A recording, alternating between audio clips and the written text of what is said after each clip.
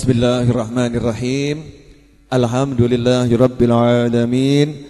Hamdan yuafi ni'amahu wa yukafi mazidah. Ya Rabbana lakal hamdu kama yanbaghi li jalali wajhika wa 'azimi sultanik. Subhanaka la nuhsi thana'an 'alaika anta kama athnayta 'ala nafsik. Alhamdulillahi rabbil alamin. Allahumma salli wa sallim ala sayidina Muhammadin miftahi babi rahmatillah 'adada ma fi 'ilmillah. Salatan wa salaman daimaini bidawami mulkillah wa ala alihi wa sahbihi. Allahumma salli ala sayyidina Muhammadin salatan taftahu biha lana futuhal arifin wa tufaqihuna biha fid din wa ala alihi wa sahbihi. Assalamualaikum warahmatullahi wabarakatuh.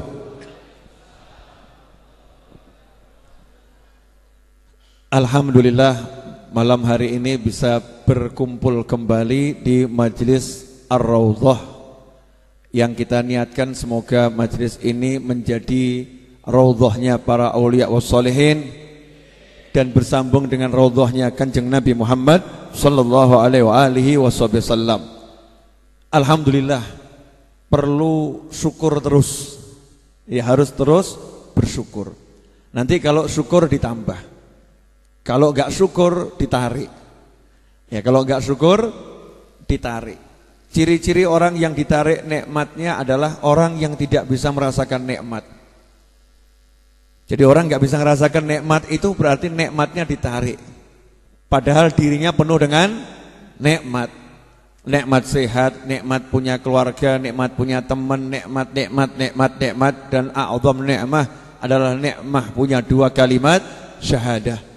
Menjadi seorang muslim dan menjadi umatnya Kanjeng Nabi Muhammad sallallahu alaihi wasallam itu nikmat yang luar biasa. Alhamdulillah. Nah, kalau enggak bisa merasakan nikmat-nikmat tersebut berarti nikmatnya ditarik. Makanya enggak bisa lihat nikmat yang kelihatan yang enggak nikmat. Lawang nikmat banyak kok, ketoknya yang kelihatan cuman yang enggak enak kan. Naudzubillah min dzalik. Mudah-mudahan Allah Ta'ala membuka mata hati kita sehingga kita bisa melihat nikmat-nikmat Allah Subhanahu wa Ta'ala. Amin Allahumma amin. Ya, mulai malam hari ini kita akan belajar tentang Kanjeng Nabi Muhammad sallallahu alaihi wasallam.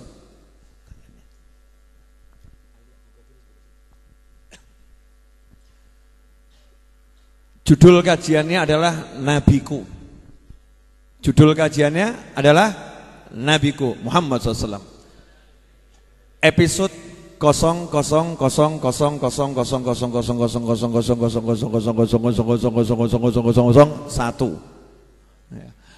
000000000000000000000000000000000000000000000000000000000000000000000000000000000000000000000000000000000000000000000000000000000000000000000000000000000000000000000000000000000000000000000000000000000000000000000000000000000000000000000000. Maksudnya apa?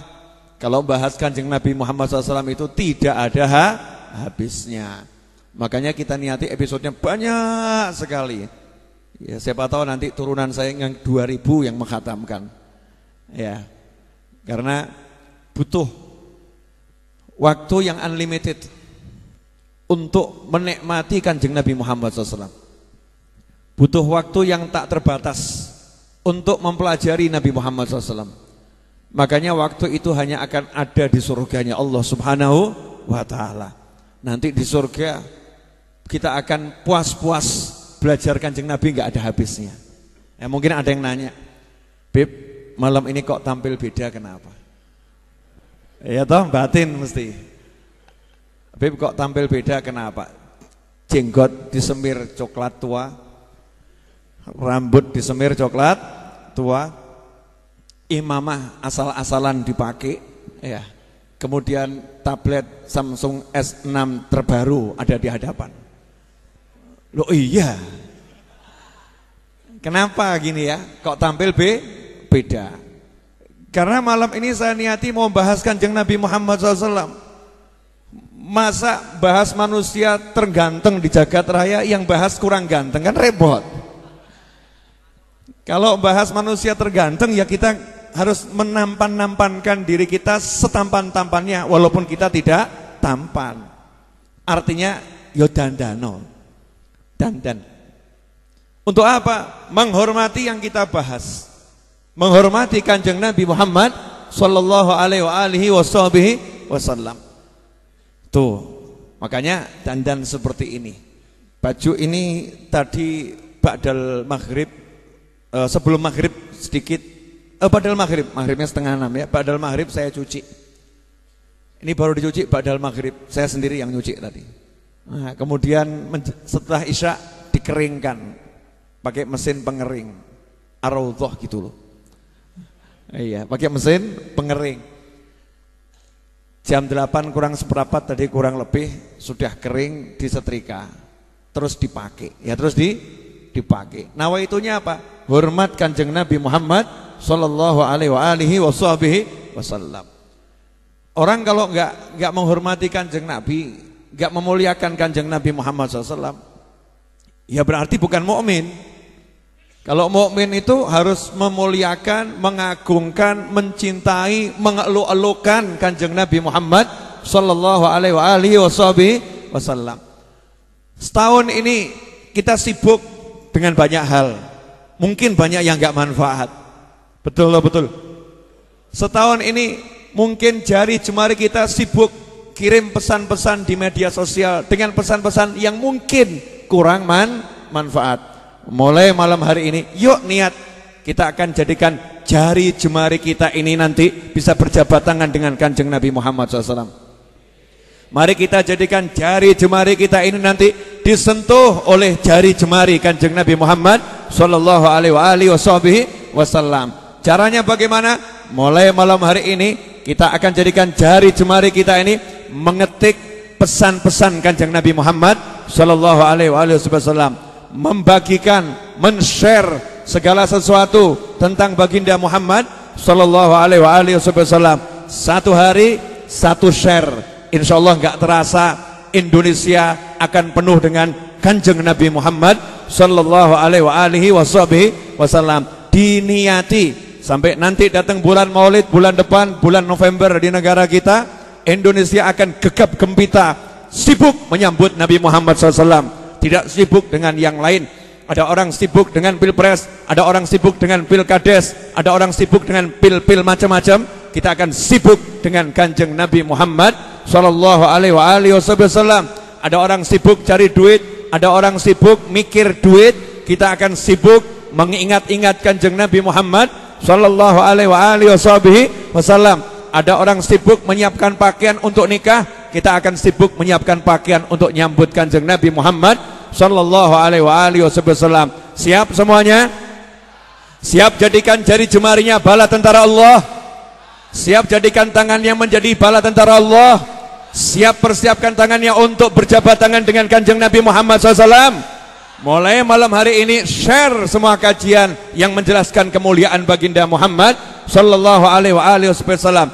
Buat ringkasan yang bagus, buat potongan yang bagus, bagikan kepada seluruh kontak yang kita miliki, seluruh medsos yang ada di negara kita maupun di luar negeri, yang di Taiwan, di Korea, di Hong Kong, di Jepang, dimanapun Anda berada. Jadikan jari jemarimu untuk menjadi temannya Kanjeng Nabi Muhammad sallallahu alaihi wasallam.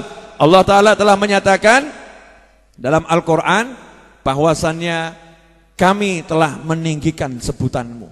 Wa rafa'na laka dzikra. Kami telah meninggikan sebutanmu. Kata kami ini mudah-mudahan kita masuk di dalamnya. Kami, Allah enggak bilang saya, tapi kami, artinya Allah menggunakan makhluknya di dalam meninggikan Nabi Muhammad SAW, dalam memuliakan Nabi Muhammad sallallahu alaihi wasallam. Mudah-mudahan kita dimasukkan oleh Allah dalam kata kami, menjadi orang-orang yang diberi Allah Ta'ala kemudahan, kekuatan untuk ikut-ikut mengeluk-elukan, mengagungkan, memuliakan, mengkultuskan Kanjeng Nabi Muhammad SAW. Kalau ada kata mengkultuskan, kenapa saya pakai kata itu? Karena zaman sekarang ini aneh, muliakan Kanjeng Nabi dibilang mengkultuskan. Iya, tapi kalau memuliakan istrinya enggak dibilang mengkultuskan. Memuliakan suaminya enggak dibilang mengkultuskan. Memuliakan dokternya tidak dibilang mengkultuskan. Tapi kalau memuliakan Kanjeng Nabi dibilang mengkultuskan. Kalau kata itu boleh dipakai, kita akan kultuskan Nabi Muhammad SAW. Dalam arti bukan menuhankan, tidak mungkin. Dalam arti bukan menjadikan sesembahan, tidak mungkin. Tapi dalam arti mengagungkan setinggi setinggi-tingginya Kanjeng Nabi Muhammad SAW dalam artian sebagai makhluk dan hambanya Allah Subhanahu wa ta'ala. Jelas semuanya? Nah, kita mulai belajar dari yang bab paling gampang. Orang tua Nabi Muhammad SAW. Malam ini kita belajar bab itu saja dan ringkas.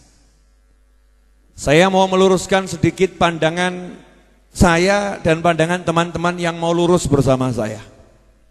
Yang punya pandangan beda boleh. Namanya juga pandang ya. Ada orang tuh mandang kuda kelihatan kakinya. Ada orang mandang kuda kelihatan perutnya. Ada orang mandang kuda kelihatan pelananya. Ada orang mandang kuda yang dilihat yang naik kuda. Yang dilihat yang naik kuda. Namanya pandangan itu bisa berbeda-beda. Tapi kalau Anda mau menyimak pandangan saya, ya insya Allah Anda juga mendapatkan sisi pandang yang bagus. Sisi pandang yang bagus. Karena mata saya suka mandang yang bagus. Yang enggak bagus tetap saya pandang bagus. Barang jelek di mata saya insya Allah akan jadi bagus. Niatan saya seperti itu. Oke, pemirsa di rumah Anda sudah siap? Dah, handphonenya tinggal dulu pemirsa. WhatsApp-nya matikan, fokus belajar. Ya, fokus belajar. Malam ini insya Allah kita akan membawa hati kita ke zaman Nabi Muhammad SAW. Ada satu hal yang mungkin agak aneh dihembuskan, diisukan. Bahwasanya zaman Nabi zaman jahiliyah. Zaman Nabi zaman kerusakan. Zaman sebelum Nabi Muhammad SAW diutus dan ketika diutus itu rusak-rusaknya zaman. Pernah dengar yang seperti ini? Pernah dengar yang seperti ini? Saya katakan zaman kita jauh lebih rusak dari zaman Nabi Muhammad SAW. Zaman kita jauh lebih buruk dari zamannya Nabi Muhammad Sallallahu Alaihi Wasallam. Betul di zaman Nabi ada kerusakan. Betul di zaman Nabi ada kebodohan. Betul di zaman Nabi ada kesesatan yang dilakukan oleh orang-orang yang sesat. Tapi kita harus percaya tidak ada pendapat yang lebih benar dari pendapatnya Kanjeng Nabi Muhammad Sallallahu Alaihi Wasallam. Tidak ada pemikiran yang lebih hebat dari pemikiran Nabi Muhammad Sallallahu Alaihi Wasallam. Kita tanya sama Rasulullah, ya Rasulullah, betulkah zamanmu zaman yang terburuk? Betulkah zamanmu zaman yang terjelek? Betulkah di eramu era kerusakan yang paling rusak? Maka kita nanya pada Nabi Muhammad SAW. Alhamdulillah Rasulullah sudah jawab. Rasulullah sudah jawab Sallallahu Alaihi Wasallam. An Abi Hurairah radhiyallahu anhu anna Rasulullah sallallahu alaihi wasallam qala. Diriwayatkan oleh Sayyidina Abu Hurairah radhiyallahu anhu dalam kitab Sahih Al-Bukhari dan kitab-kitab yang lain. Yang saya nukil ini sesuai redaksi yang ada dalam kitab Sahih Al-Bukhari. Bahwasannya Nabi Muhammad sallallahu alaihi wasallam bersabda, "Bu'ithtu min khairi quruni bani Adam qarnan fa qarnan hatta kuntu minal qarnil ladzi kuntu minhu." Kata Nabi Muhammad sallallahu alaihi wasallam, "Bu'ithtu, aku diutus." Aku diutus sebagai apa? Sebagai Rasul. Karena kalau pangkat Nabi sudah dimiliki, walaupun Nabi Adam belum jadi manusia. Anan Nabi wa Adam munjadilun fi tinatih. Aku itu sudah jadi Nabi, sementara Adam masih berupa adonan tanah, belum ditiupkan roh. Kanjeng Nabi Muhammad SAW sudah jadi Nabi. Bu'ithtu min khairi kuruni bani Adam. Aku diutus di kurun waktu terbaik anak cucu Adam. Generasi terbaik anak cucu Adam. Coba dicermati sabda Nabi Muhammad SAW. Aku diutus di era terbaik anak cucu Adam. Kalau Nabi bilang era terbaik, apakah setelah era Nabi ada era yang lebih baik? Enggak ada. Enggak ada. Apakah setelah era Nabi ada era yang baiknya mirip dengan era Nabi? Enggak ada. Khairi kuruni bani Adam qarnan fa qarnan. Dari zaman Nabi Adam alaihissalam, satu kurun ke kurun yang lain. Arti kurun ada mengatakan 100 tahun sekali. Itu namanya kurun waktu, qarn. 100 tahun, 100 tahun, 100 tahun, generasi ke generasi ke generasi, era ke era ke era, masa ke masa ke masa, sampai tiba qarn, waktu, generasi hidupnya Nabi Muhammad sallallahu alaihi wasallam. Apa kata Nabi Muhammad SAW? Apakah Rasul mengatakan saat aku diutus itu pas rusak-rusaknya zaman? Apa Rasul ngomong begitu? Tidak. Apakah Rasul mengatakan saat aku diutus itu waktu hancur-hancurnya zaman? Tidak. Rasul bahkan mengatakan SAW, aku diutus di generasi yang terbaik. Maka jangan ikuti pemikiran-pemikiran yang menyimpang dari apa yang disampaikan Nabi Muhammad SAW. 1 juta orang boleh berdalil, 1 juta orang boleh mengemukakan pendapat, tapi ini pendapat Nabi Muhammad sallallahu alaihi wasallam. Betul, di zaman Nabi ada perzinaan. Betul, di zaman Nabi ada yang namanya mabuk-mabukan. Betul, di zaman Nabi ada kemaksiatan. Begitu Islam datang di bawah Nabi Muhammad SAW, Rasul merubah semua itu. Tapi ingat, kerusakan yang terjadi di masa itu tidak sehebat kerusakan yang terjadi di zaman ini. Kehancuran yang terjadi di zaman itu tidak sehebat dengan kehancuran yang terjadi di zaman ini. Meskipun di zaman itu ada kebodohan, meskipun di masa itu ada kesesatan, tetapi Rasul mengatakan itu generasi yang terbaik. Setelah itu akan berkurang, menjadi buruk lagi, menjadi buruk lagi, menjadi buruk lagi, sampai nanti tibanya kiamat. Itu di masa yang terburuk. Kalau dengar seperti ini berarti selama ini kita salah sangka atau benar sangka nih? Yang ngeri itu kita merasa hidup di zaman yang lebih baik dari zaman Nabi Muhammad SAW. Kita merasa kerusakan yang ada sekarang ini gak seberapa dibandingkan orang-orang jahiliyah. Maaf, saya buka sedikit kedok orang-orang jahiliyah, boleh ya?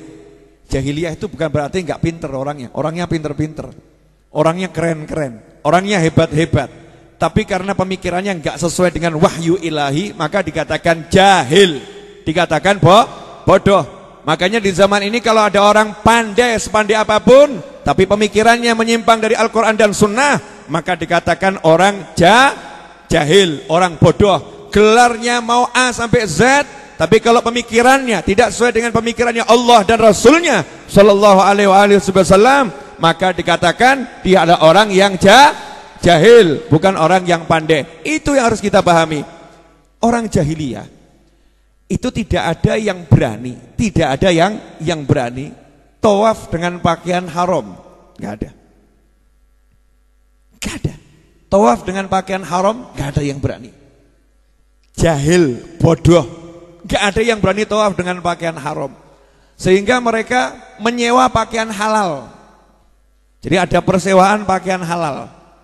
Kenapa harus menyewa pakaian halal, nggak beli pakaian halal? Sebab harga pakaian lebih mahal daripada rumah. Harga pakaian lebih mahal daripada rumah. Beli rumah bisa, beli pakaian belum bisa. Nah, ketika melihat uang halalnya nggak cukup buat beli pakaian yang halal, maka mereka menyewa pakaian yang halal digunakan untuk tawaf. Itu orang-orang jahiliyah. Yang tidak bisa nyewa, nah ini jahilnya di sini, nggak bisa nyewa pakaian halal daripada pakai pakaian haram, mereka lebih baik telanjang.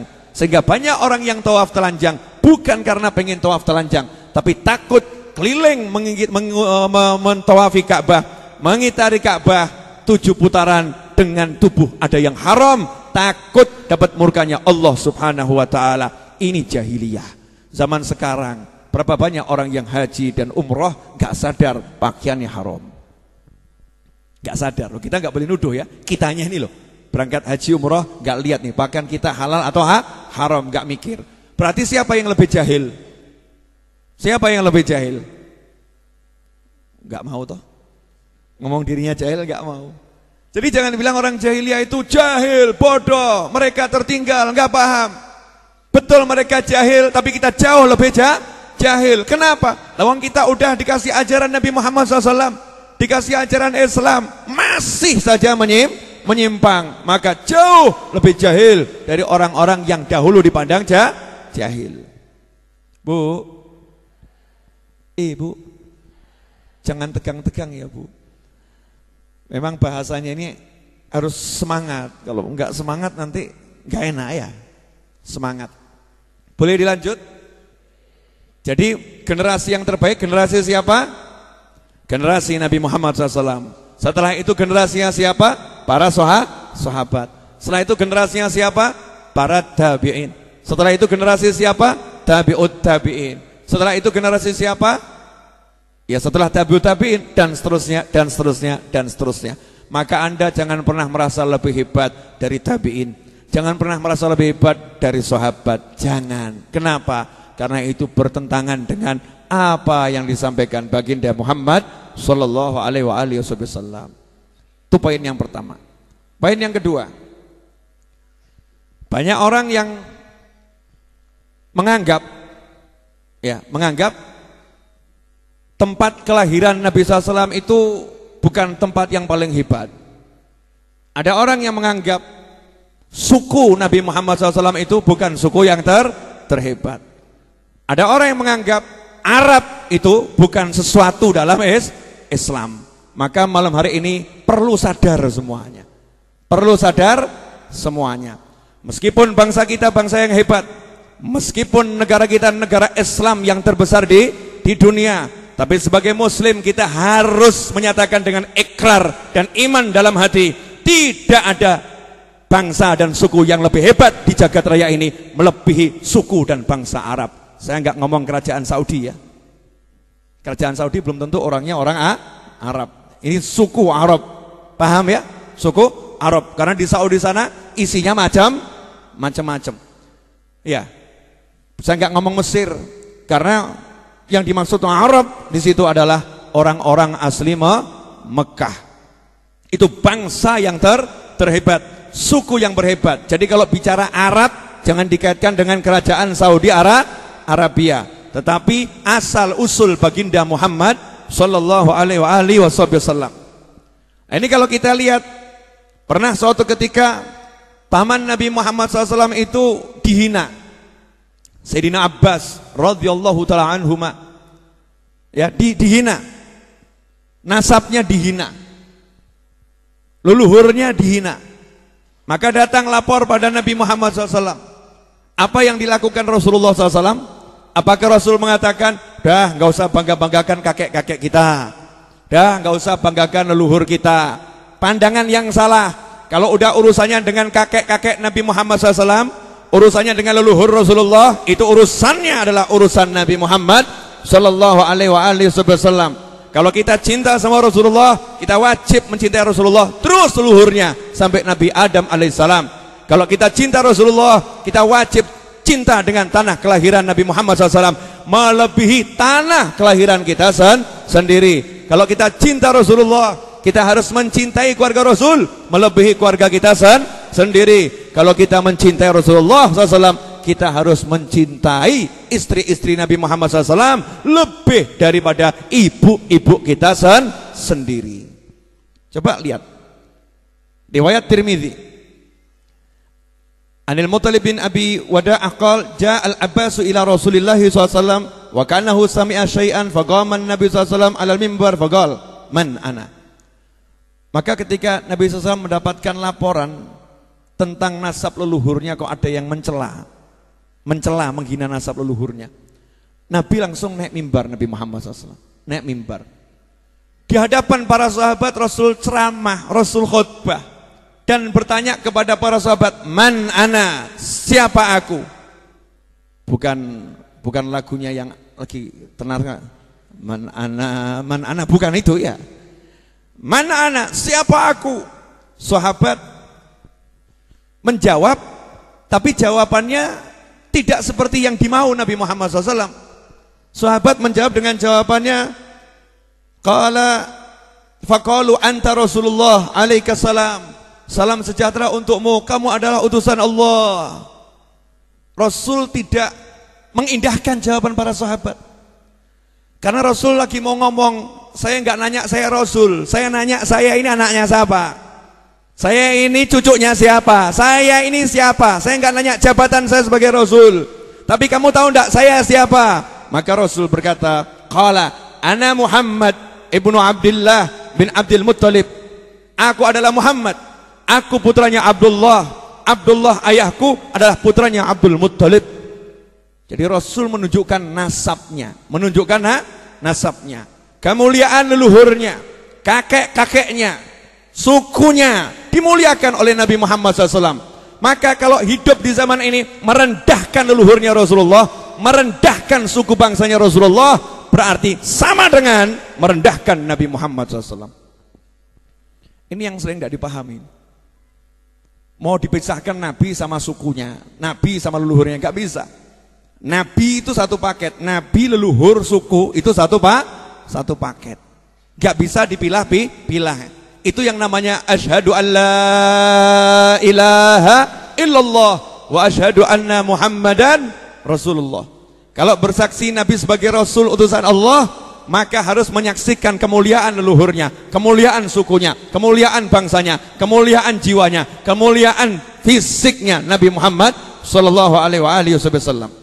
Lanjutannya Rasul bersabda, Rasul menjelaskan sekarang kenapa ini suku bangsa Rasul, leluhur Rasul ini harus dimuliakan, harus dimuliakan. Innallaha khalaqal khalqa faj'alani fi khairihim firqah. Sesungguhnya Allah Ta'ala menciptakan ciptaannya, makhluknya, dan Allah telah meletakkan aku di kelompok yang terbaik dari semua ciptaan Allah Subhanahu wa Ta'ala. Tsumma ja'alahum firqatain. Kemudian kelompok yang ada ini dari semua ciptaannya Allah Ta'ala dibagi menjadi dua. Fajalani fi khairihim. Dari dua kelompok ini aku diletakkan pada bagian kelompok yang terbaik. Tsumma ja'alahum qabail. Kemudian Allah Ta'ala menjadikan kelompok yang terbaik ini bersuku-suku. Dari seluruh makhluk dipilih sama Allah sampai ada satu kelompok. Kelompok ini oleh Allah Ta'ala dibagi menjadi suku-suku, suku A, suku B, dan seterusnya. Apa sabda Nabi Muhammad SAW? Faja'alani fi khairihim qabilah. Maka Allah Ta'ala meletakkan aku di suku yang terbaik. Fi khairihim qabilah. Allah meletakkan aku di suku yang terbaik. Jadi kalau zaman sekarang ada orang yang merasa sukunya lebih hebat dari suku Nabi Muhammad SAW, dia telah sombong kepada Nabi Muhammad SAW. Na'udzubillah min dzalik. Menyombongkan diri di hadapan Rasulullah, dapatnya apa? La barakah fil ilm, berkah ilmunya enggak ada. Harus tundukkan dirinya, mengakui kebenaran sabda Nabi Muhammad SAW. Siapapun kita, suku bangsa kita, itu tidak mungkin bisa menyamai, bahkan mengalahkan suku Nabi Muhammad sallallahu alaihi wasallam. Faja'alani fi khairihim qabilah, thumma ja'alahum buyutan. Kemudian Allah Ta'ala menjadikan mereka itu marga-marga. Yang namanya suku nanti ada marganya. Ya, suku Jawa nanti ada marganya A, B, C, D. Marga. Apa sabda Nabi Muhammad SAW? Faja'alani fi khairihim baitan wa khairihim nafsan. Allah Ta'ala meletakkan aku di marga yang terbaik. Dan Allah memberikan aku fisik yang terbaik, ruh yang terbaik. Jadi semua tentang Nabi SAW nggak ada yang kurang. Keluarganya keluarga terbaik, fisiknya fisik terbaik, marganya marga terbaik, bangsanya bangsa terbaik, bahasanya bahasa terbaik. Nggak ada yang nilai bawah, nggak ada. Kenapa? Ini adalah Rasul yang paling indah, paling mulia, paling hebat, paling luar biasa. Maka Allah meletakkannya juga di waktu yang paling baik. Di waktu yang paling baik. Nah, kita ini bejo loh. Lahir di akhir zaman ini termasuk bejo. Karena kita nggak jadi umatnya Nabi Musa, nggak jadi umatnya Nabi Isa, nggak jadi umatnya Nabi Nuh. Kalau kita jadi umatnya Nabi Musa, Nabi Nuh, Nabi Isa, itu mulia, tapi mulia. Tapi jadi umatnya Nabi Muhammad SAW, nggak ada kemuliaan yang bisa mengalahkan kemuliaan umatnya Nabi Muhammad SAW. Mau sampai-sampai Nabi Musa saja rela turun pangkat kok. Lebih baik aku lengser ya Allah dari derajat Nabi dan Rasul, saya mau jadi umatnya Nabi Muhammad SAW. Bayangin loh, Nabi Musa ini mau lengser, jadi bukan lengser dari ketua RT, ketua RW. Ini lengser dari jabatan Rasul loh. Ya Allah, saya rela dilengserkan dari jabatan Rasul jadi umat biasa, tapi umatnya Nabi Muhammad SAW. Ada yang mau turun pangkat dari pangkat Nabi dan Rasul? Oh, jabatan RT saja dicopot kadang marah. Betul. Jabatan RW aja dicopot kadang marah. Ini Nabi Musa AS minta sama Allah Ta'ala, lengserkan saya ya Allah, tak jadi orang biasa, tapi umatnya Nabi Muhammad SAW. Ini biasa atau luar biasa nih? Luar biasa. Lah kita jadi umatnya Nabi Muhammad SAW merasa biasa-biasa saja, gak ada kebanggaan. Itu nabiku, itu rasulku, itu pimpinanku, itu beliau adalah pujaan hatiku. Kalau biasa, hatinya damai-damai saja. Itu bahasa halusnya damai.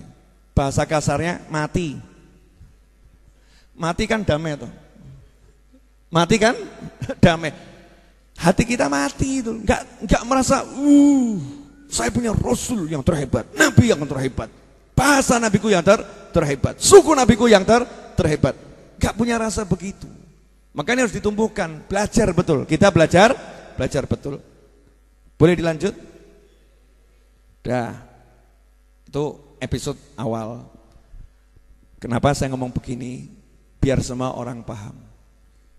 Orang tua Nabi Muhammad SAW berasal dari suku yang terbaik itu.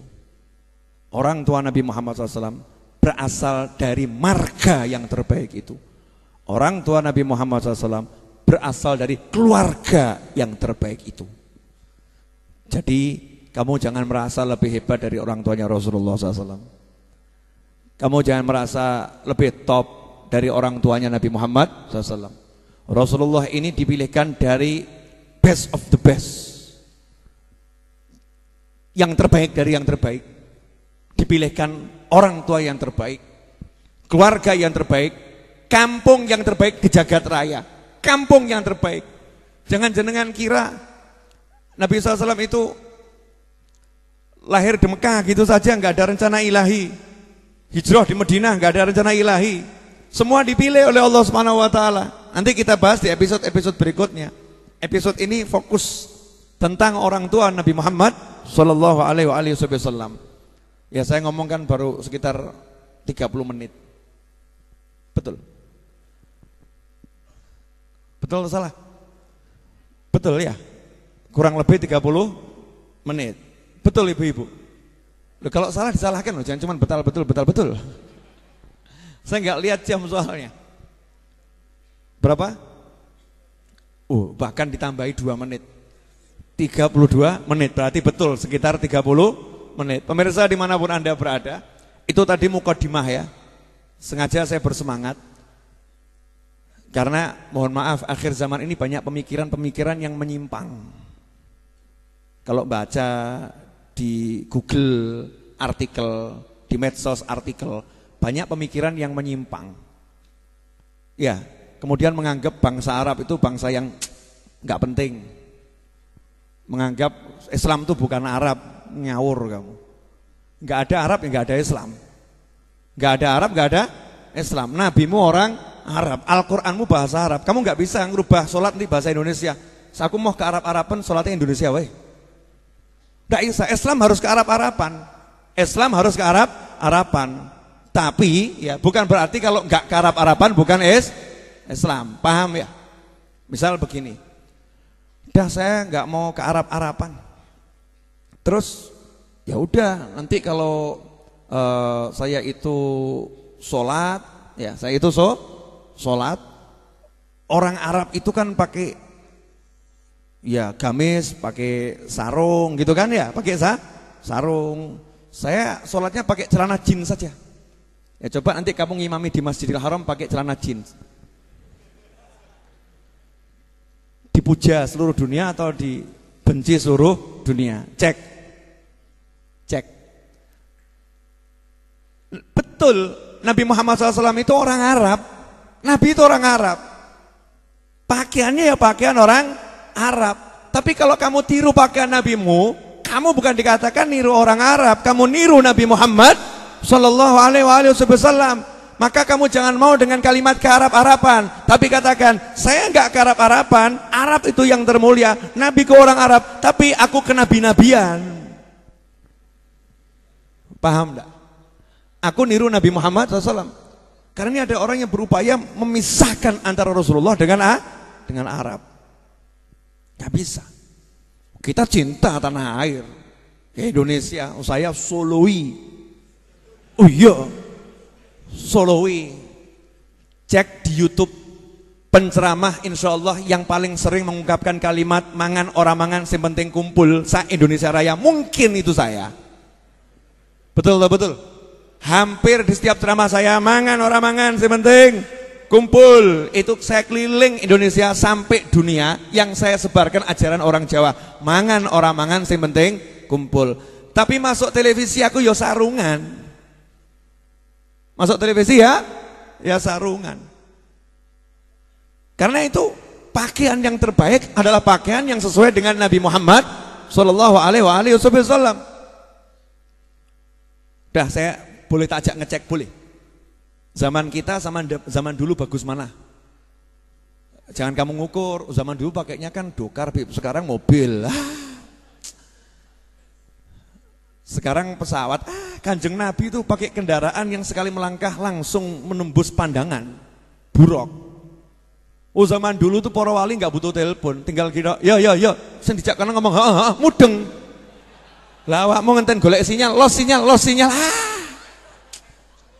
Jok kaken gaya.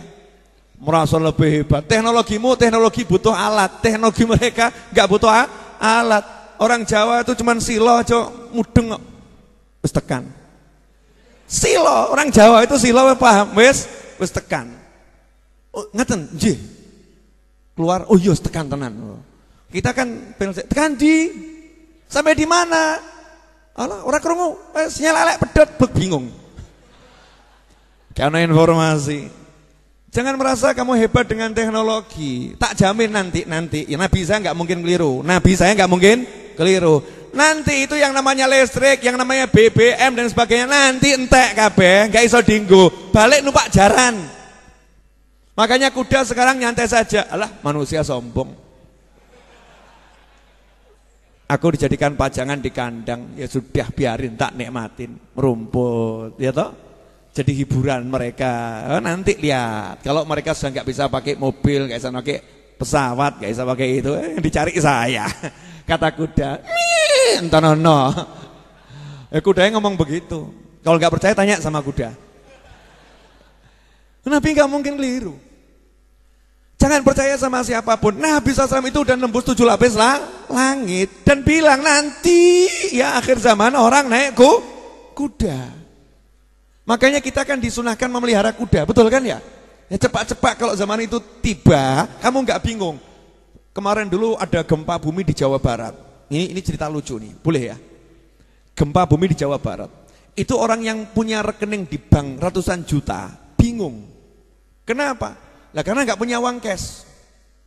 ATM mati kabeh. Mesin ATM mati semua.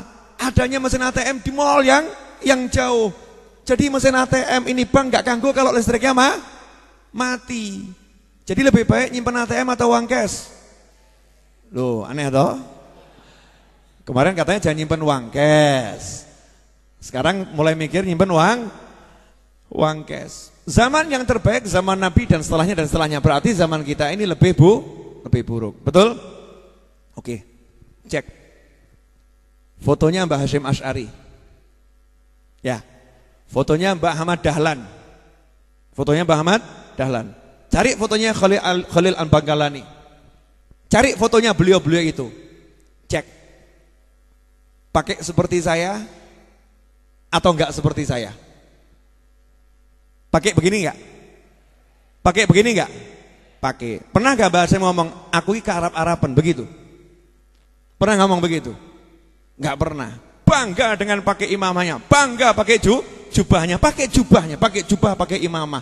Saya mau jahitkan jubah lagi, penjahit saya mengatakan, pandangan saya udah kurang tajam, Bib. Ini kalau satu baju 1 bulan, aduh kesuwen. Saya betul pengen untuk bulan Maulid itu dandan betul ya, betul. Ini kok mandang saya tidak enak, kenapa ini? Loh, gini nih ya abot loh. Kenapa? Ngeludul. Pusing. Kepala diikat itu ya, enggak enak. Tapi kan ganteng naik sekian persen. Betul, betul. Oh iya, nanti kapan-kapan semua pakai begini ya. Wah, kenapa? Ingat Kanjeng Nabi, gaya itu. Ingat Kanjeng Nabi SAW. Nabi mengatakan siapa yang sholat pakai begini nilai sholatnya 70 kali lebih bagus daripada yang nggak pakai seperti ini. Itu ada riwayatnya seperti itu.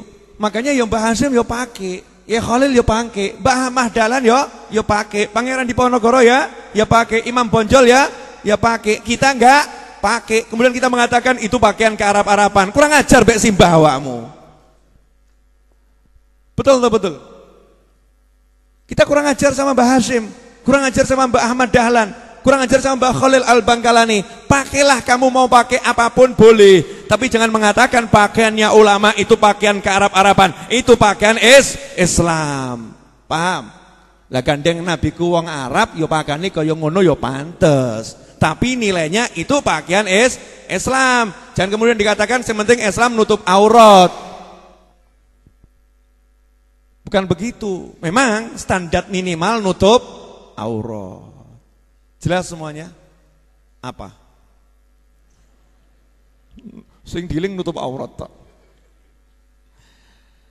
Oke, I see. Ada yang batin, dengarin Habib Novel galak. Saya galak atau biasa saja ini? Biasa, cuman suara agak lantang. Kenapa? Angin ngantuk mulai berdatangan. Maka suaranya harus keras. Buktinya di samping saya udah terkena. Salah satu korbannya nih. Ya Tauhin? Ya. Lanjutkan gak apa-apa, lanjutkan. Rezeki ya. Ini Abah Edwin ini kan salah satu teman saya yang sangat-sangat setia.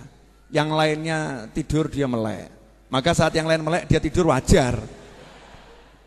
Tapi ini kan angin ngantuk mulai berdatangan. Kalau saya nggak teriak kan dari situ terdekat serangannya ke saya.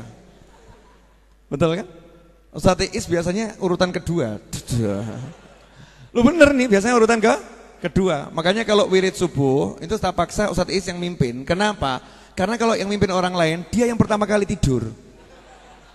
Karena dia bangunkan orang-orang yang tidur untuk bangun. Saat orang-orang bangun dia tidur. Tugas selesai. Maka saya siasati bagian wirid kamu. Iya, wes gugai kon moco melek terus dia. Boleh dilanjut? Nggak, saya ngomong gini biar pemirsa di rumah paham. Paham kalau ini bukan keras, tapi memang suaranya harus keras. Suara harus lantang. Suara harus lantang. Yang dari Gresik Mas Ahsanus Sobirin mana? Ya, nama jenengan cuman itu tok atau ada tambahannya? Itu tok. Saya sarankan boleh. Ya, biar urusanmu beres. Tambahi Muhammad depannya. Muhammad Ahsanus Sobirin. Karena Ahsanus Sobirin hanya Kanjeng Nabi Muhammad SAW. Nanti kalau diterjemahkan Ahsanus Sobirin, orang sabar yang paling baik. Ujian terus uripmu. Ya, ujian terus. Tapi kalau dikasih Muhammad Ahsanus Sobirin, sebaik-baik orang yang sabar adalah Kanjeng Nabi Muhammad SAW. Artinya namamu hanya dongengkan Kanjeng Nabi. Bagus. Oke? Iya, enggak usah ditambahi di KTP, jangan. Niatno di hati saja. Ngomong sama Allah, ya Allah, saya namanya Muhammad Ahsanus Sobirin. Ya, Muhammad Ahsanus Sobirin. Dah beres urusanmu insyaallah. Selesai. Jawabannya itu yang dimaksud. Yang paham hanya saya dengan beliau, yang lain enggak usah paham. Orang-orang langit itu kalau ngobrol begini saja. Bisa-bisa gaya Habib Novel gak apa-apa ya. Bisa-bisa jangan sering-sering. Apa Is? Saat Is mulai bingung. Lanjut boleh? Ya ini ketawa dulu karena habis ini mau nangis kita. Adhaka wa abka. Allah yang buat kita ketawa, Allah juga akan buat kita nangis. Iya, kita akan nangis malam ini. Udah siap? Saya dulu siap ini. Moga-moga aku gak nangis. Saya itu udah berapa hari belajar biar nyampaikan ini gak nangis. Sebab kalau saya nangis repot nanti. Kenapa? Saya itu kalau nangis jelek. Saya kalau nangis jelek. Maka jangan sekali-kali syuting saya ketika saya nangis. Itu aib saudara-saudara. Aib. Ya, itu aib. Makanya saya berusaha malam ini jangan sampai saya nangis. Tapi saya pengen jenengan semua nangis. Nanti Mas Rio nyuting satu-satu, set nyowelek mau gituan. Ya kan, ini wajahmu nangis begini. Kita akan nangis karena kita bahas orang tua Nabi Muhammad SAW, orang tuanya Rasulullah. Begini ya, saya itu heran tuh ya. Ada khotbah Jumat, kalau ada ya khotbah Jumat, sepanjang khotbah kok cuman bilang orang tua Nabi di neraka, orang tua Nabi di neraka, orang tua Nabi disiksa, orang Nabi di neraka. Apa gak ada bahan dia? Apa gak punya bahan yang lain? Jadi ceramah, pengajian isinya cuman orang tua Nabi di neraka. Satu episode orang tua Nabi di neraka, bahkan judulnya gede, orang tua Nabi di neraka itu. Yang bagian motong-motong ceramah saya, tolong jangan potong ceramah saya, kemudian diambilkan ceramah ustadz lain yang bertentangan dengan materi ini, kemudian dijejerkan, kurang ajar, ngedu awakmu. Nggak, saya nggak niat bermusuhan dengan siapapun, paham ya? Jadi mengherankan kita ini, kalau sampai ceramah yang diurusi orang tua Nabi di neraka, naudzubillah min dzalik. Satu hal yang perlu kita pahami, Nabi Muhammad SAW itu sudah mengatakan bahwasanya aku berasal dari keluarga yang terbaik. Kalau Nabi bilang keluarga yang terbaik, itu berarti terbaik sebagian atau terbaik semuanya? Terbaik semuanya. Makanya kita jangan prasangka buruk kepada orang tua Nabi Muhammad Sallallahu alaihi wasallam. Kalau ada hadis ya yang mengisyaratkan seakan-akan orang tua Nabi di neraka, ayah Nabi di neraka, seperti itu, ulama punya penjelasan. Itu sudah saya jelaskan panjang lebar. Malam ini saya nggak mau jelaskan bab itu. Pokoknya intinya begini, Habib Novel dan leluhurnya. Jadi Habib Novel punya ayah Habib Muhammad, punya ayah Habib Ahmad, Habib Abdurrahman, terus ke atas leluhurnya, berarti sampai kanjeng Nabi Muhammad SAW. Karena ilmu ini diturunkan dari Nabi ke anaknya, ke cucunya, terus sampai ke saya. Sampai ke saya. Nenek saya itu Muslim. Sayyidatuna Aminah binti Wahab. Kakek saya Abdullah bin Abdul Muttalib itu Muslim, bukan kafir. Iman sama Allah Subhanahu wa ta'ala. Kami ini dari satu nasab sampai ke atas, gak ada satupun yang kafir, gak ada satupun yang kafir. Sampai Nabi Adam alaihissalam semuanya mukmin. Itu pendapatnya para habaib. Maka jenengan kalau baca murid-muridnya Habib, pendapatnya juga seperti itu. Contoh, baca tafsirnya Yai Nawawi Al-Bantani. Yai Nawawi Al-Bantani itu mengatakan, ketika menafsirkan surat, saya ini kalau bab surat-surat nggak hafal soalnya. Ya, yang ayatnya berbunyi, wa taqallubaka fis sajidin, dan bolak-balikmu pada orang-orang yang sujud. Itu ahli tafsir banyak penafsiran. Ahli tafsir banyak penafsiran. Tapi salah satu tafsirnya Imam Nawawi Al-Bantani dan juga para ulama yang lain, di antaranya Sayyidina Abdullah bin Abbas radhiyallahu ta'ala anhuma, sepupu Nabi Muhammad SAW, yang dimaksud bolak-balikmu taqallubaka fis sajidin pada orang-orang sujud adalah bahwasanya Nabi Muhammad SAW dipindahkan ruh beliau dari satu sulbi ke sulbi yang lain. Semua sulbi yang disinggahi oleh Nabi Muhammad SAW adalah orang yang sujud kepada Allah dan bukan pada berhala. Sujud pada Allah dan bukan pada berhala. Artinya apa? Berdasarkan ayat ini, seluruh orang tua Nabi Muhammad SAW ke atas adalah orang-orang yang sujud kepada Allah Subhanahu wa ta'ala. Ini Al-Quran, bukan hadis. Ini Al-Quran. Dan ahli tafsir gak menafsirkan pakai kepalanya, tapi berdasarkan riwayat dan ilham ilahi. Kemudian dalam ayat yang lain Allah juga mengatakan, wa ma kunna mu'adzibina hatta nab'atha rasula.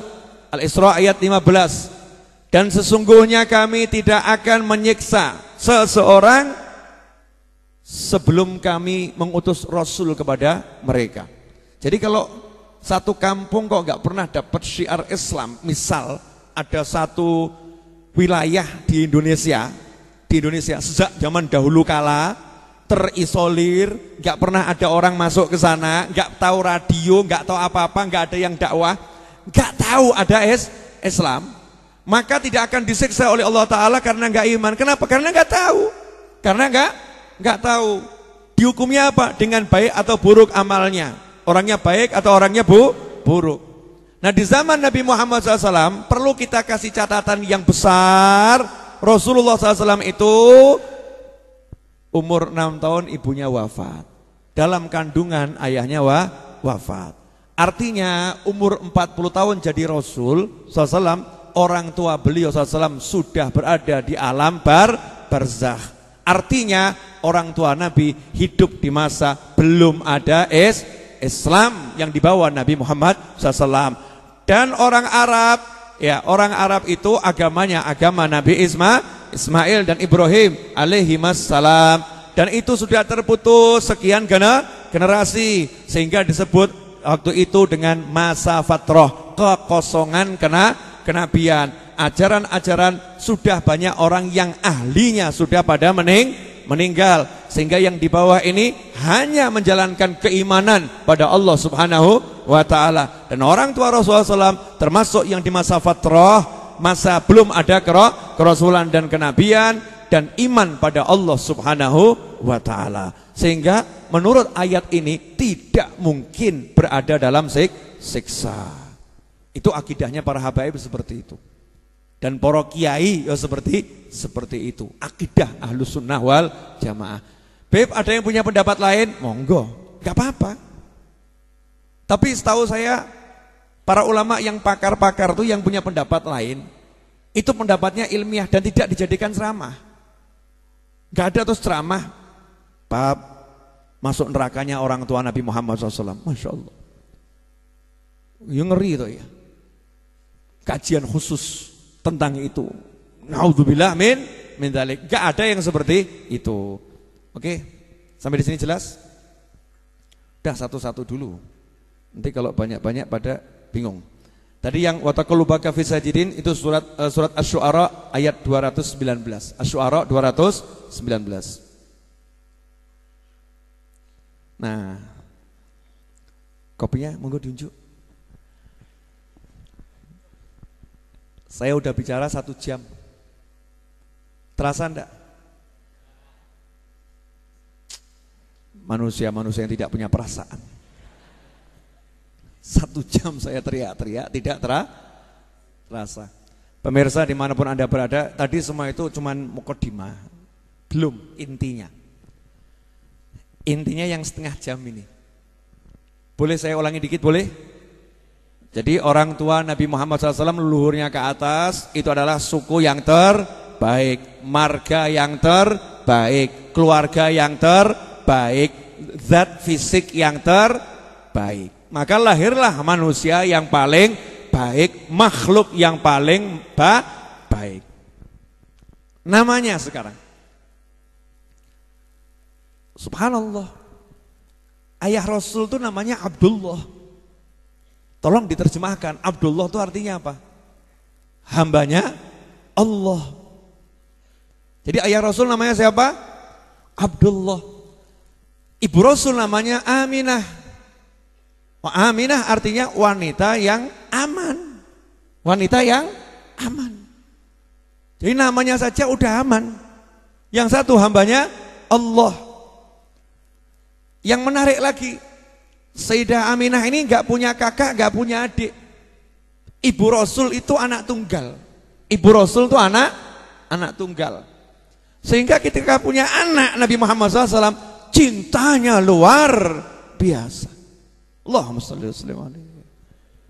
Maka ketika punya anak Rasulullah SAW, cintanya luar biasa. Kenapa Allah pilihkan ibu yang gak punya saudara? Biar ibu ini betul-betul mendidik, mencintai, mengasuh dengan fokus, gak ngurus yang lain. Itu diantara hikmah ilahiyah.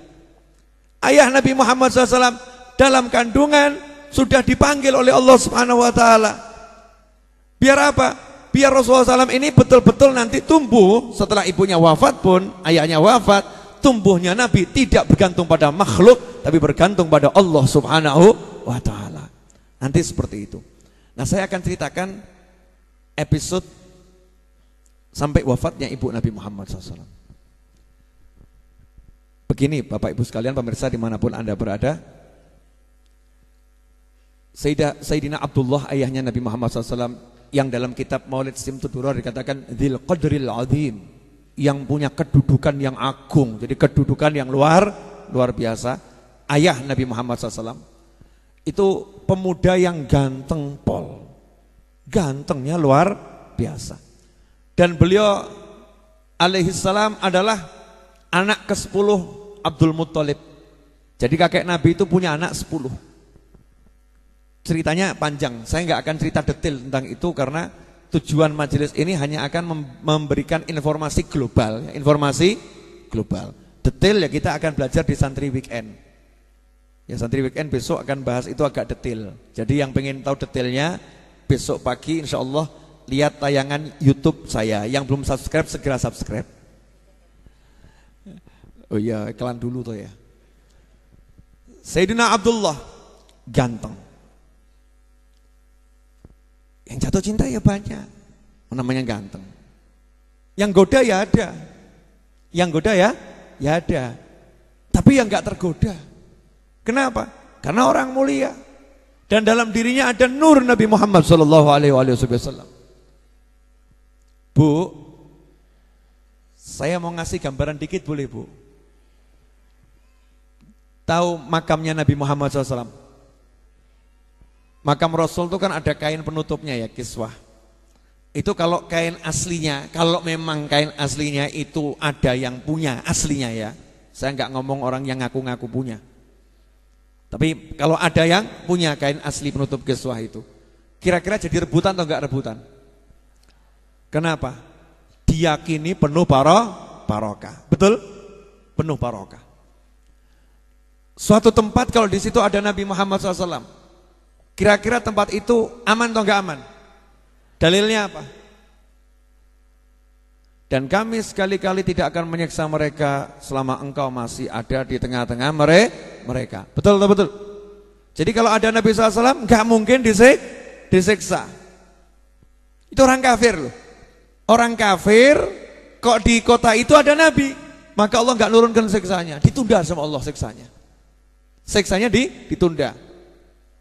Kalau mukmin istighfar, siksanya ditunda. Nah sekarang kalau ada satu manusia yang di perutnya ada Nabi Muhammad SAW. Bu, ada manusia perutnya di dalam ada Nabi Muhammad SAW. Ini kira-kira manusia biasa atau manusia yang sangat-sangat dipilih oleh Allah Ta'ala? Sangat-sangat dipilih. Makanya nanti cek nih para pelajar, cek. Tidak ada satupun ibu Nabi yang kafir, gak ada. Entah ibunya Nabi Musa, entah ibunya Nabi Isa, entah ibunya Nabi Nuh, semua mukminah, gak ada yang kafir. Kok kemudian ada orang mengatakan ibu Nabi Muhammad kafir? Kan aneh. Paham ya? Kan aneh. Tidak ada ayah-ayah Nabi kafir. Ayah Nabi semuanya mukmin. Ada mengatakan lah itu Nabi Ibrahim, Azar, ya nyembah patung, buat patung. Azar itu bukan ayah Nabi Ibrahim, tapi paman. Semua nama Nabi ketika disebutkan ayahnya enggak disebutkan namanya. Abi.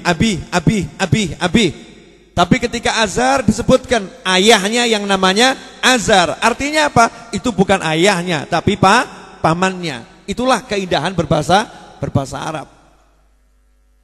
Jadi ayah-ayah Nabi Muslim semua, ibu-ibu Nabi Muslim semua. Nah di sini ibu Nabi Muhammad SAW bukan sembarang muslimah, mukminah. Di perutnya ada Nabi Muhammad SAW. Pakai bahasa apa lagi untuk menjelaskan kemuliaannya? Kita mau ngomong apa itu? Untuk menjelaskan kemuliaan manusia yang di tubuhnya ada perut Nabi Muhammad SAW. Sudah iso, mentok. Nabi terlahir dari ibu yang mulia, nasabnya mulia, ayah yang mulia, nasabnya mulia. Lahir Nabi Muhammad SAW. Umur 6 tahun, saya kan udah janji jam 10 selesai ya. Jam 10 selesai. Umur 6 tahun mau diajak ibunya ke rumah leluhurnya yang di Madinah. Karena kakek Nabi Abdul Muthalib itu menikah ya dengan wanita punya ibu seorang wanita di Madinah, Bani Najjar. Dari Bani Najjar.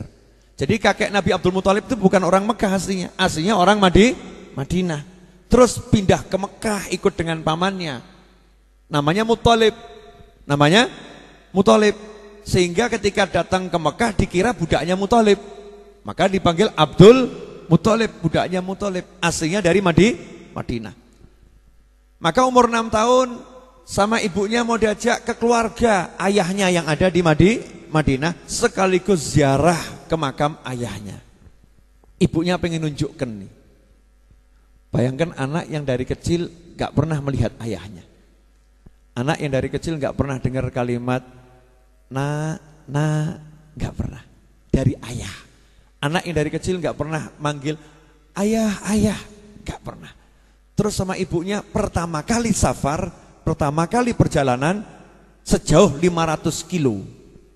Mekah, Madinah kurang lebih 500 kilo. Sejauh 500 kilo untuk melihat keluarga ayahnya dan sekaligus melihat makam ayahnya. Kira-kira hati anak ini penuh tanda tanya enggak? Penuh tanda tanya. Maka bertiga, Nabi Muhammad SAW, Ummu Aiman adalah budak wanita, warisan dari ayah Nabi Muhammad SAW, dan ibunya Nabi Muhammad SAW, Sayyidah Aminah bintu Wahab. Bertiga, naik 2 onta.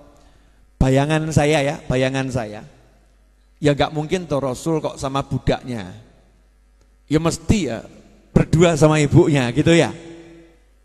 Kita bayangkan 1 onta, terus ibu sama anak ini naik onta tadi berdua. Anaknya ditaruh di depan, terus ibunya yang pegang gini. Masya Allah.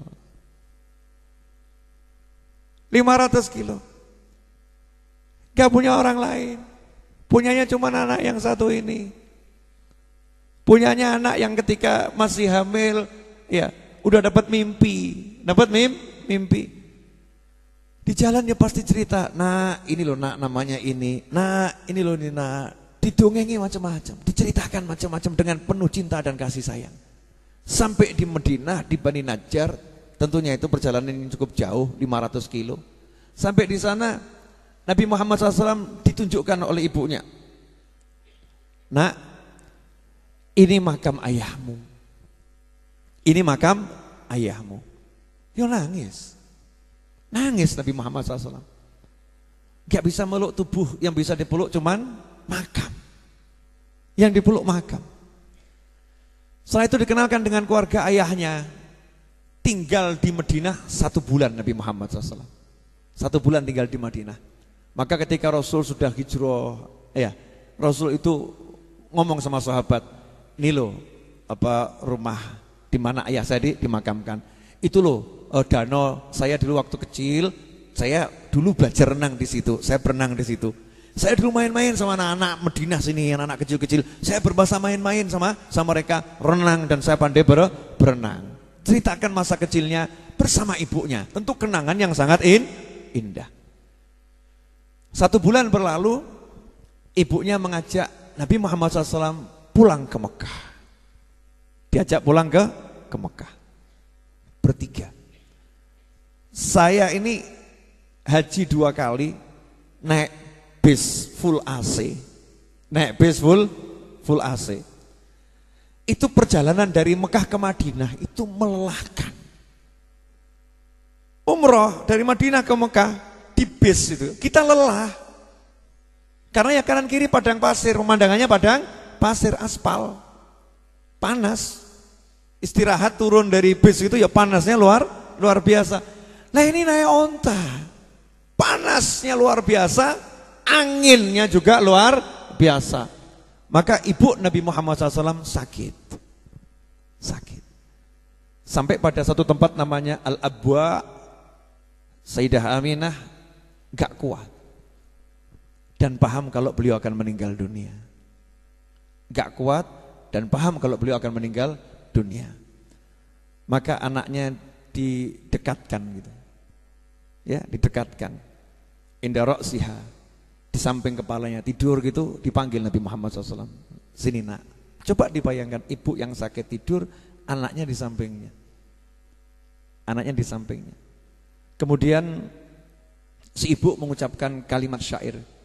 Ya ibnalladzi min haumatil hamami naja bi'aunil malikil min'ami fudi ghadata dharbi bisihami bimi'atin min ibilin sawami in sahha ma absartu fil manami fa anta mab'uthun ilal anami min 'indi dzil jalali wal ikrami tub'atsu fil hilli wa fil harami tub'atsu bit tahqiqi wal islami dinu abikal barri ibrahami fallahu anhaka anil asnami an la tuwaliha ma'al akwami thumma qalat kullu hayyin mayyit wa kullu jadidin bal wa kullu kabirin yafna wa ana mayyitatun wa dhikri baq wa qad taraktu khairan wa waladtu tuhran thumma matat. Ibu tadi ini Sayyidah Aminah ngomong sama anaknya, duhai putra, semoga Allah memberkatimu. Barakallahu fika, baraka fika Allah min hulam. Engkau ini anak yang diberkati oleh Allah Ta'ala, anak yang terselamatkan dari ancaman kematian. Karena ayahnya Nabi Muhammad SAW dulu pernah jadi nazar kakeknya untuk disembelih. Ceritanya panjang itu. Kemudian dibayar dengan 100 ekor unta sehingga batal nazarnya.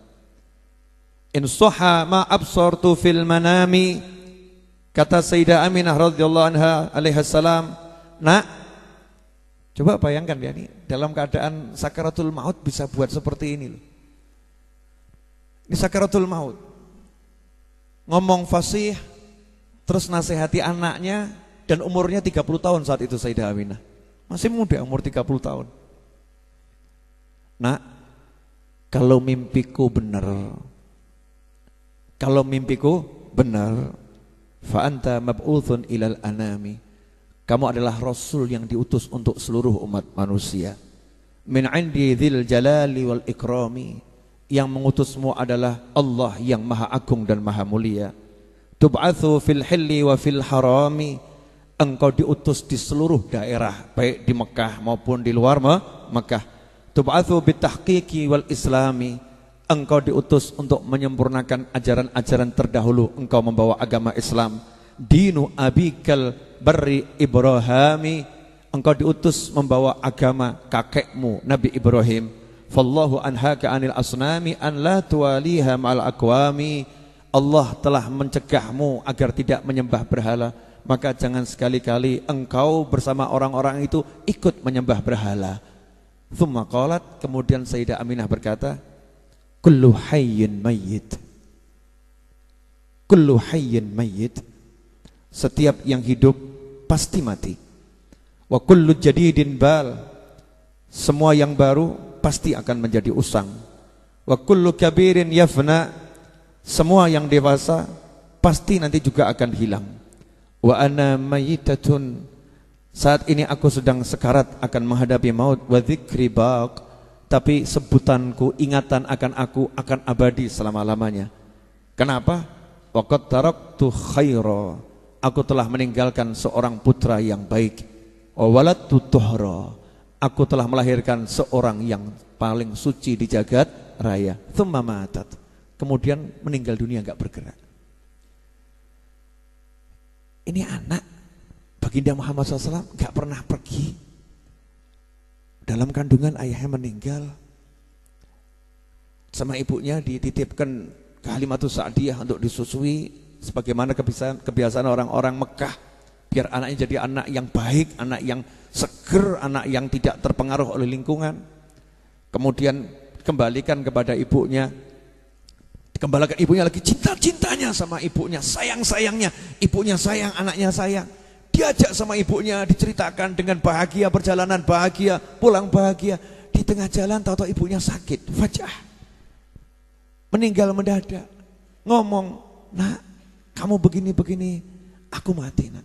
Wasiatnya ibunya, jangan nyembah berhala, jangan seperti orang-orang yang nyembah berhala. Kamu Rasul utusan Allah Ta'ala, meninggal dunia Sayyidah Aminah. Kira-kira Nabi nangis atau enggak nangis? Nangis. Nangis sejadi-jadinya. Ummi, ummi, ummi. Ummu Aiman budak Nabi saat itu mendekap Nabi Muhammad SAW, menenangkan Rasulullah. Tapi namanya anak, punyanya cuma ibu, ibunya meninggal. Ya nangis, sedih, umi, umi itu. Lama gitu. Sampai akhirnya Ummu Aiman berkata kepada Nabi Muhammad SAW, yuk kita kebumikan ibumu. 2 orang, 1 wanita, 1 anak kecil. Anak ini diajak untuk memakamkan ibunya, gak ada orang lain. Gak ada orang lain. Apa yang dialami Nabi Muhammad SAW nih? Dari kecil. Maka saat itu Ummu Aiman berkata pada Nabi Muhammad SAW, nak, bantu saya menggali liang lahat untuk ibumu. Maka Rasul dengan tangannya yang mulia menggali makam untuk ibunya. Menggali makam untuk ibunya. Rasulullah SAW gali makam untuk ibunya, anak kecil 6 tahun. Setelah itu ibunya dimakamkan. Ummu Aiman pun memalingkan wajah Nabi Muhammad SAW dari ibunya, biar gak lihat ibunya dimasukkan ke dalam liang lahat. Ditimbun itu. Rasulullah SAW tidak bergerak dari makam ibunya. Khilaf ulama berapa lama itu. Diajak pulang sama Ummu Aiman, ayo kita ke Mekah, ayo kita pulang. Ummi, ummi, ummi, ummi. Terus manggil ibunya, ummi, ummi, ummi. Dipanggil ibunya, mau diajak pulang. Tapi ya sudah meninggal. Maka akhirnya pulanglah Nabi Muhammad SAW bersama Ummu Aiman. Masuk Mekah. Rasul gak pulang ke rumahnya karena tahu gak punya siapa-siapa. Pulang ke rumahnya ada siapa di situ? Ibunya gak ada, ayahnya gak ada, kakak gak punya, adik gak punya. Gak punya saudara, sendiri, wahid. Gak punya siapa-siapa. Maka pergi ke rumah kakeknya Abdul Muttalib. Ketuk pintu rumah kakeknya. Kakeknya bukakan pintu, langsung nanya, aina ummuk? Ibumu mana? Coba bayangkan nih, anak yang baru berusaha memperbaiki hatinya, kehilangan ibunya, terus ditanya, aina ummuk? Nangis Nabi Muhammad SAW, nangis.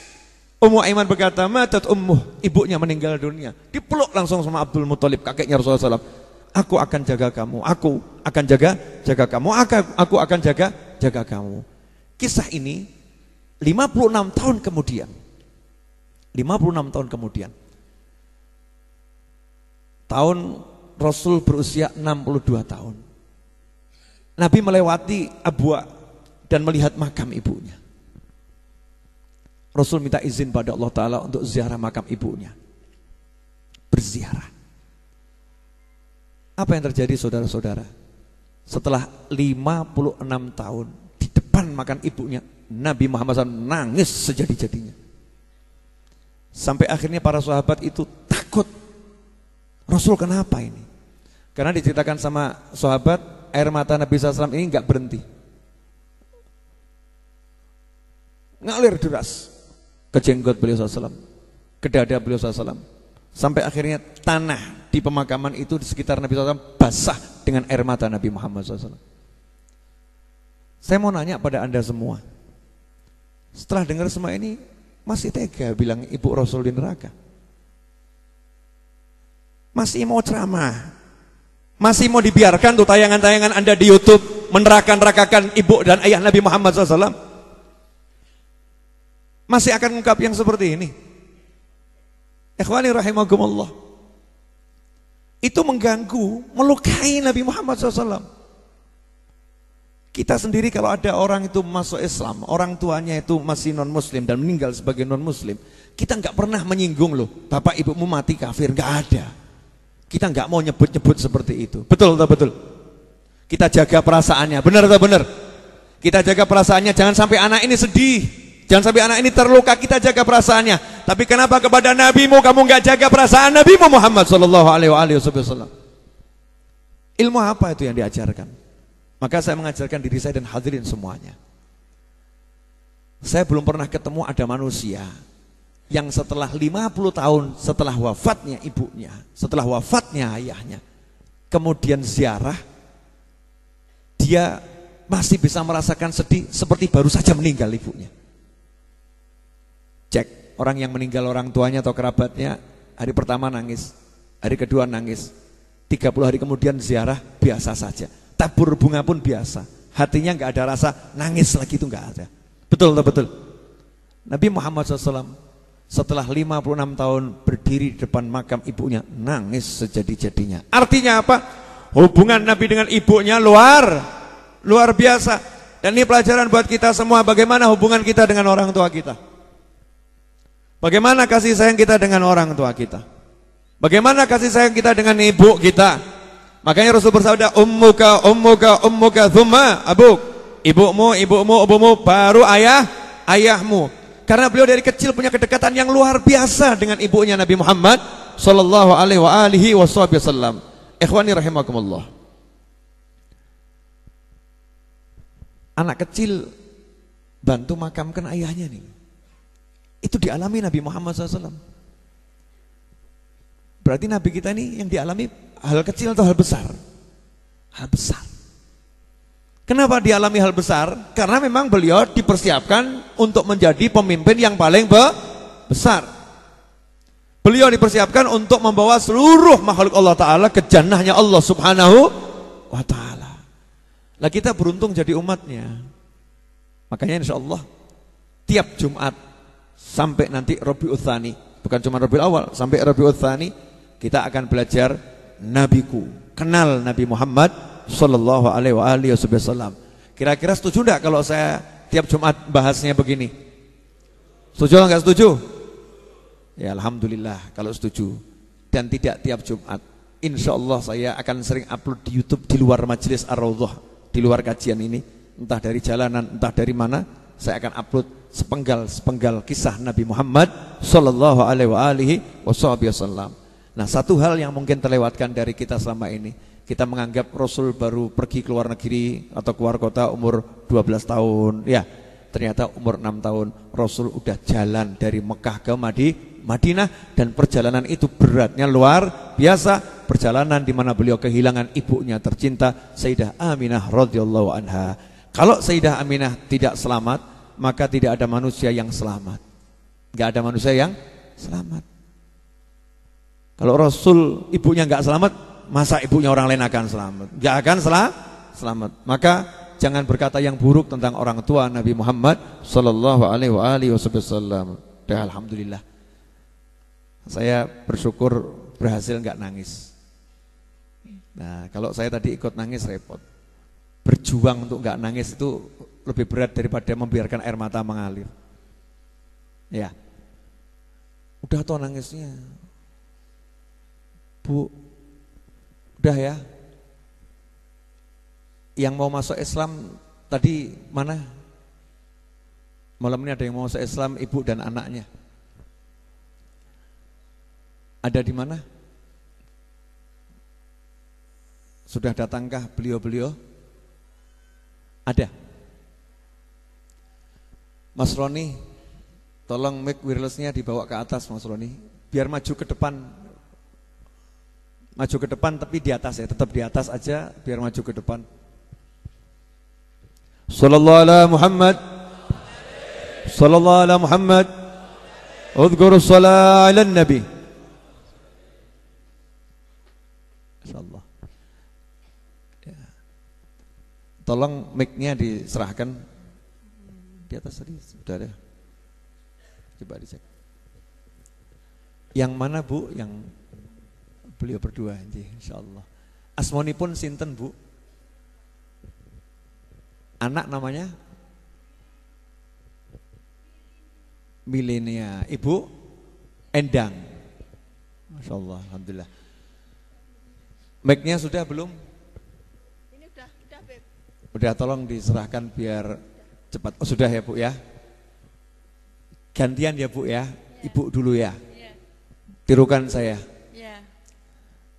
Asyhadu Asyhadu alla ilaha asyhadu alla ilaha illallah wa asyhadu wa asyhadu anna Muhammadan anna Muhammadan Rasulullah. Rasulullah. Aku bersaksi Aku bersaksi tidak ada Tuhan kecuali Allah, tidak ada Tuhan selain Allah, dan aku bersaksi bahwasannya Baginda Muhammad adalah utusan Allah. Semoga Allah Ta'ala menjadikan keimanan ibu dan keimanan kami semua langgeng selama-lamanya. Amin. Dan kita semua diberi anak keturunan ila yaumil qiyamah yang beragama Islam semuanya. Amin. Dan kelak kalimat ini menjadi pembela kita di dalam perjalanan menuju Allah Subhanahu wa Ta'ala, sehingga kita semua selamat sampai surganya Allah Ta'ala. Amin Allahumma amin. Sekarang anak ibu ya, Dek milenia ya. Asyhadu an la ilaha Asyhadu an la ilaha illallah wa asyhadu anna Muhammadan Rasulullah. Aku bersaksi tidak ada Tuhan kecuali Allah, dan aku bersaksi bahwasannya Baginda Muhammad adalah utusan Allah. Semoga Allah Ta'ala menjadikan kesaksian dan syahadat Dek milenia dan ibunya dan kita semua langgeng ila yaumil qiyamah. Mudah-mudahan kita dicatat orang-orang yang bisa terus syahadah baik di dunia ini maupun di akhirat nanti, dan terkhusus saat sakaratul maut nanti. Semoga Allah Ta'ala mudahkan kita mengucapkan la ilaha illallah Muhammadur Rasulullah SAW. Dan semoga anak-anak kita, keturunan kita sampai hari kiamat semuanya beragama Islam. Dan semoga Allah Ta'ala berikan hidayah ini kepada siapapun yang berada di jagat raya ini. Semoga Allah Ta'ala bukakan hati-hati yang tertutup. Semoga Allah Ta'ala bukakan hati-hati yang tertutup. Semoga Allah Ta'ala turunkan hidayah ke negeri ini. Kepada beliau-beliau yang belum mendapatkan hidayah, semoga mendapatkan hidayah. Yang telah mendapatkan hidayah agar tetap dalam hidayah. Dan semoga Allah Subhanahu wa Ta'ala panjangkan umur kita semua dalam kebaikan, kenikmatan, ketaatan, ketentraman, kebahagiaan dan kekayaan. Dan semoga Allah Ta'ala akhiri kelak usia kita dengan husnil khatimah. Wa sallallahu ala sayyidina maulana Muhammadin wa alihi wasallam. Alhamdulillah rabbil alamin. Al-Fatihah. A'udzu billahi minasyaitonir rajim. Bismillahirrahmanirrahim. Alhamdulillahi rabbil alamin arrahmanir rahim maliki yaumiddin. Iyyaka na'budu wa iyyaka nasta'in. Ihdinas siratal mustaqim. Siratal ladzina an'amta 'alaihim ghairil maghdubi 'alaihim waladdallin. Amin. Makasih Bu. Ibu sama anak ini enggak punya dosa. Jadi saya dan teman-teman didoakan ya, biar dapat berkah, rahmat dan ampunan terus. Makasih. Kalau pengen ngaji di sini terus datang saja ke sini. Terus ibu-ibu yang di atas kalau mau kasih hadiah, beliau-beliau kasih hadiah. Nanti ya selesai makan samperin kasih hadiah. Ya, biar kita dapat berkah juga ya, kasih hadiah. Apa yang bisa dihadiahkan terserah. Jazakumullah khairan. Permohonan doa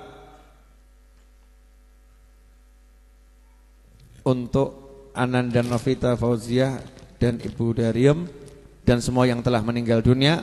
Semoga diletakkan ruhnya di alam barzah sana bersama para nabi, para siddiqin, para syuhada dan para sholihin.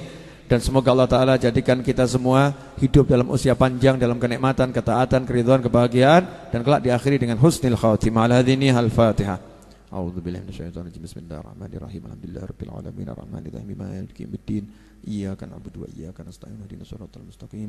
Siratal ladzina an'amta 'alaihim ghairil maghdubi 'alaihim waladdallin. Amin. Pengumuman dari saya ada dua. Yang pertama tentang santri weekend. Alhamdulillah santri weekend ini sebulan minimal dua kali kami selenggarakan. Malam ini ada santri weekend dan Jumat depan juga ada santri weekend, insya Allah. Nah teman-teman yang sudah mendaftar, saya harapkan datang gitu. Jangan seringkali daftar tapi di hari hanya nggak datang gitu ya, sehingga itu menjadi penyebab teman-teman yang lain tidak bisa masuk gitu, tidak bisa masuk. Jadi kalau emang daftar usahakan datang, kecuali memang betul-betul berhalangan. Kemudian santri weekend yang saya dan teman-teman kelola ini tidak memungut biaya serupiah pun. Ya, tidak ada biaya serupiah pun, gratis 100%. Sengaja saya omongkan jangan sampai nanti ada oknum-oknum yang kemudian memungut biaya. Naudzubillah min dzalik. Santri weekend di Majelis Ar-Raudhah 100% gratis. Yang bayarin siapa? Yang bayarin adalah teman-teman saya di dunia maya maupun di dunia nyata. Ini banyak yang transfer 10.000, 15.000 untuk pembangunan Majelis Ar-Raudhah, untuk pelunasan tanah. Ya, itu juga kita gunakan untuk kegiatan Majelis Ar-Raudhah. Dan juga dari hasil kerja saya jualan buku. Ya, jualan buku dan jualan saya. Paham enggak jualan saya? Nah, tapi enggak laku-laku. Kalau jualan buku alhamdulillah lah laku. Dan jualan baju serta menjual yang bisa dijual. Kadang-kadang handphone saya jual. Ya kadang-kadang Ustaz Iis mau dijual ya enggak laku ya. Dia ngomong saya enggak laku, Beb, tolong jangan dijual. Artinya hasil kerja orang banyak ya. Nah, ini santri weekend diselenggarakan alhamdulillah. Malam ini santri putranya sudah saya tempatkan di asrama putra yang belum jadi. Ya, asrama putra yang belum jadi. Lantai satunya udah bersih, sementara saya kasih karpet biasa dulu, ya sama bantal. Santri putra saya taruh di situ. Untuk apa? Menunjukkan keseriusan Majelis Ar-Raudhah. Kami beli tanah untuk dibangun untuk dipakai. Betul? Nah, maka beli tanah walaupun belum lunas, alhamdulillah diizinkan dibangun. Dibangun walaupun belum selesai, alhamdulillah udah bisa dipakai. Hari Selasa sore saya bilang sama teman-teman saya, kita akan buat kamar mandi 5 Jumat harus jadi. Alhamdulillah 5 kamar mandi yang sudah jadi di Asrama Putra itu mulai dibangun Selasa sore ya, siang menjelang sore. Kok bisa jadi 5 hari? Itulah keajaiban teman-teman saya. Ya, ilmunya moh mikir. Ya, pokoknya gerak dan kerja. Maka teman-teman santri yang nanti tidur di sana, kalau memang masih seperti itu, ya silahkan dikritik. Bib, tempat tidurnya nggak enak. Sudah saya jawab. Paham ya? Kok nggak seperti santri putri, Bib, ada kasurnya. Sudah saya jawab. Bib, kok nggak ada dipannya? Sudah saya jawab. Saya pengen tempat itu diberkatin jenengan. Mudah-mudahan bulan ini saya punya kewajiban bayar tiap bulan kan 500 juta paling tidak ya. Mudah-mudahan berkat jenengan tidur di situ, malaikat-malaikat gak tego sama saya, malaikat akan Allahumma lunasno, Allahumma lunasno. Ya, insyaallah lunas. Itu namanya ilmu mancing tingkat tinggi. Yang saya kasih judul jangan ikhlas. Ya jangan ikhlas. Jadi ada niatan itu saya enggak ikhlas. Ya, tapi istilah saya ya, itu niatannya biar berkat amal yang kecil ini nanti muncul amal-amal lain yang jauh lebih besar. Itu yang pertama. Kemudian pengumuman yang kedua, insya Allah bulan November, tanggal berapa saya belum putuskan, saya akan launching buku terbaru judulnya Arba'in 40 Syarah Arba'in An-Nawawiyah. Harga bukunya 100.000 rupiah. Tebelnya 200 halaman lebih. Silahkan nabung dari sekarang dan niatkan beli buku jangan 1, kalau bisa 10 sekalian. Nanti jual lagi, maksud saya begitu. Ya nanti jual lagi. Nah, saya pengen buku itu laku sebanyak mungkin karena uangnya digunakan untuk melunaskan tanah, untuk ngurusi majelis, ya. Dan biar manfaatnya tersebar luas. Yang ketiga, saya mau ngajak Anda semua melunaskan tanah itu secepat mungkin. Kira-kira mau atau enggak mau? Ya, caranya gampang. Yang bisa doa pakai doanya.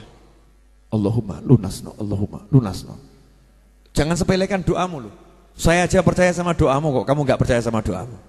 Ya, yang bisa doa. Yang bisa ajak-ajak temennya. Saya cuma kasih gambaran. Kalau Anda satu orang bisa ngajak 10 orang, satu orang bisa ngajak 10 orang, dan satu orang itu 10.000 rupiah saja. Ya, 10.000 rupiah. Dalam 2 bulan nyelengi 10.000. Gampang atau susah kira-kira? 2 bulan atau sebulan nabung 10.000, terus ngajak temennya 10 orang, jadinya berapa itu? 100.000. Kalau masing-masing yang hadir di sini dan yang nonton tayangan ini ngajak temennya, yang ngajak tuh temennya, kemudian nanti kita kumpulkan bareng-bareng di rekening yang sudah saya share, insya Allah gak sampai sebulan lunas. Insya Allah gak sampai sebulan lunas. Kalau udah lunas mau ngapain, Bib? Kalau udah lunas berarti Habib Novel Al-Idrus sudah harus beli tanah yang baru lagi. Loh ya masuk mandek. Orang tuh harus terus bergerak. Cita-cita saya umur 50 tahun, kalau panjang umur fitatilah saya walafiah insyaallah. Saya udah janji umur 50 tahun saya tidak akan ceramah keliling. Saya nggak akan ceramah keliling. Tetap ada keliling dalam 1 bulan mungkin cuma 5-6 kali. Mungkin cuma 5-6 kali. Selebihnya saya akan duduk di Majlis Ar-Raudhah, saya akan ngajar di sini, saya akan baktikan hidup saya di tempat ini. Dengan santri weekend yang tadinya 2 pekan sekali, nanti akan jadi setiap pekan santri weekend. Nantinya akan seperti itu. Kemudian yang mau belajar sama saya bareng-bareng dengan jenengan semua harus punya kuota. Paham? Atau nebeng wifi kelurahan. Nanti belajarnya lewat YouTube atau medsos. Saya nggak tahu nanti umur saya 50 tahun kalau masih hidup itu medsosnya bentuknya apa, nggak paham ya. Mungkin bukan lagi YouTube tapi novel tube. Oh, cita-cita kan harus tinggi. Ya, jangan nanggung ya.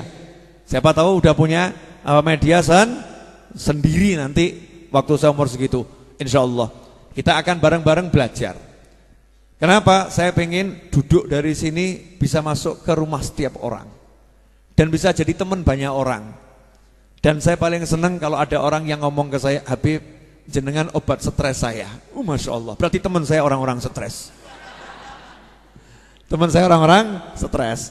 Dan teman-teman saya udah paham, Habib, kami tahu SOP-nya kok. Apa SOP-nya? Dilarang curhat sama Habib Novel. Wah, bagus, alhamdulillah. Jadi nggak curhat, tapi sama-sama belajar. Belajar itu menyembuhkan. Orang kalau mau belajar nanti akan sembuh. Datang majelis itu akan sembuh. Jangan bingung sama masalah A sampai Z. Lihat tuh Nabi Muhammad SAW dari kecil seperti itu.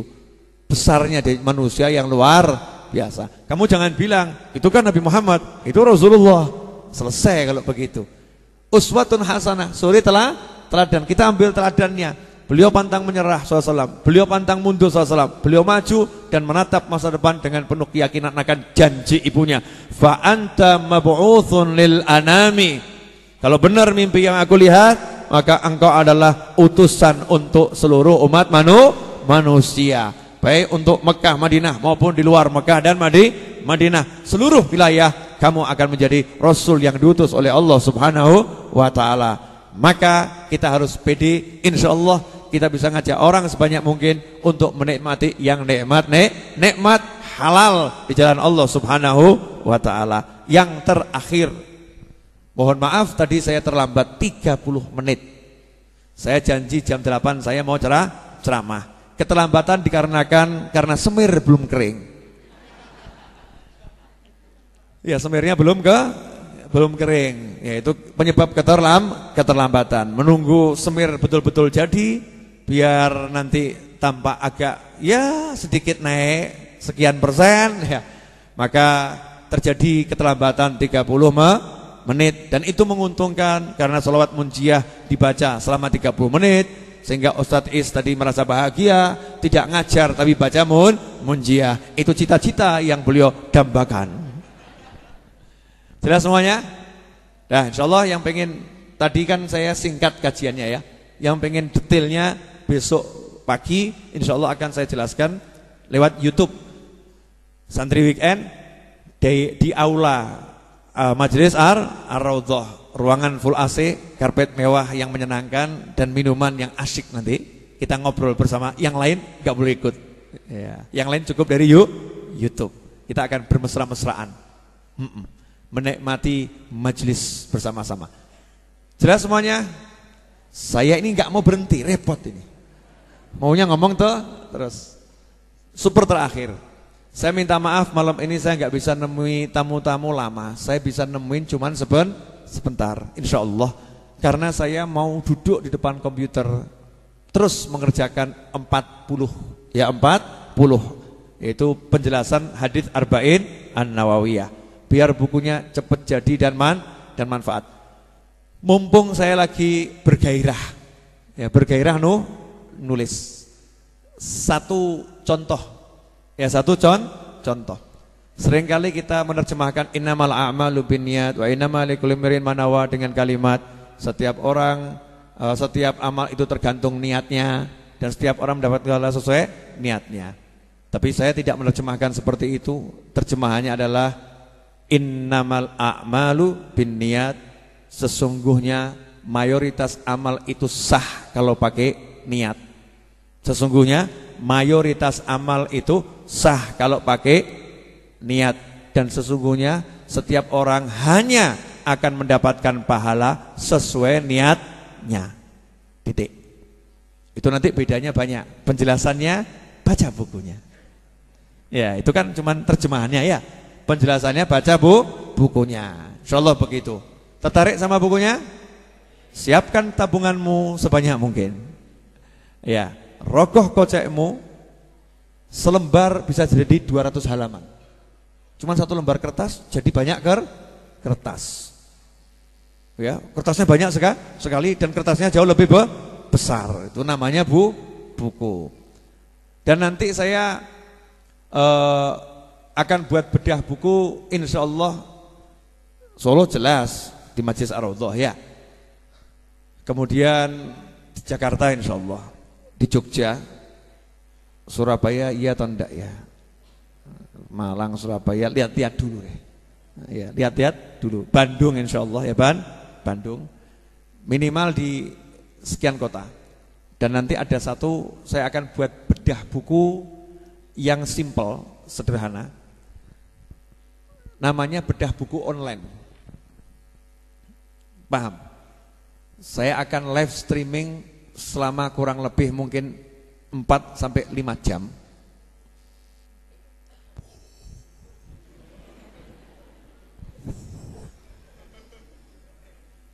Saya ngomong serius ini. Live streaming 4 sampai 5 jam akan bedah isi buku itu. Nah, jadi nanti kalau yang enggak beli bukunya rugi. Karena nanti nyimaknya bingung. Ya, saya bilang di halaman sekian, dia enggak punya bukunya rugi. Ini namanya teknik iklan akhir zaman. Enggak pakai mikir. Bu, udah lapar? Akhirnya ada yang menolong saya. Sudah lapar? Sudah. Termasuk yang ngomong ini sangat lapar saudara-saudara. Dan saya sudah jelaskan di Jogja kemarin bahwasannya sarapan, makan siang, makan malam itu adalah bid'ah yang tidak diajarkan Nabi Muhammad SAW. Muslim itu tidak perlu sarapan, tidak perlu makan siang, dan tidak perlu makan malam. Muslim makannya unlimited, tidak terbatas. Makan yang syar'i dan tidak bid'ah adalah kalau lapar kamu makan. Kalau lapar kamu makan. Maka ketika lapar kamu tidak mau makan, maka itu melanggar ilmu makan. Ya, kan sahabat berkata, kami ada satu kaum kalau lapar kami makan dan belum kenyang kami berhenti. Maka nanti ibu-ibu bapak makanlah, tapi berhentilah sebelum kenyang. Waduh repot ini ya. Jangan belajar depannya tok. Ibu boleh makan 200 kali satu hari boleh bu. Ya itu. Belum kenyang, mandek. Nanti sambung lagi. Masa mau makan nunggu sarapan? Tersiksa namanya. Mau makan nunggu makan siang, sekalian puasa. Sahur sama berbuka. Jelas semuanya? Apa bu?